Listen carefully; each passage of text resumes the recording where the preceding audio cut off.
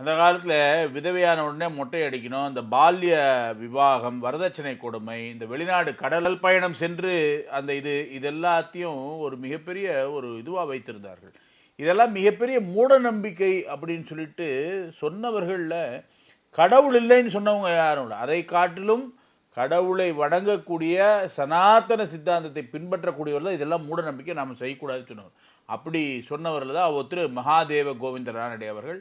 மராட்டிய மண்ணில் தேசியத்தை மலரச் செய்தவரில் மகத்தான ஒரு மனிதர். அவருடைய பிறந்த தினம் 18/1/1842. ஜாதி வேற்றுமைகள் தீண்டாமை ஒழிய வேண்டும் என்றெல்லாம் ஒரு மிகப்பெரிய ஒரு சீர்திருத்தமான கருத்துக்களை சொன்னார். ஆனாலும் கூட பாரம்பரியத்தை சமூக சீர்திருத்தத்தை வலியுறுத்திய போதிலும் கூட பாரம்பரியத்தில் அசைக்க முடியாத பற்று கொண்ட சனாதனியாக வாழ்ந்தார். அந்த பாரம்பரிய அடிப்படை தகர்ந்து போயிடக்கூடாது அப்படிங்கிறதுல தெளிவாக இருந்தார் மகாதேவ கோவிந்த ரானடே அவர்கள்.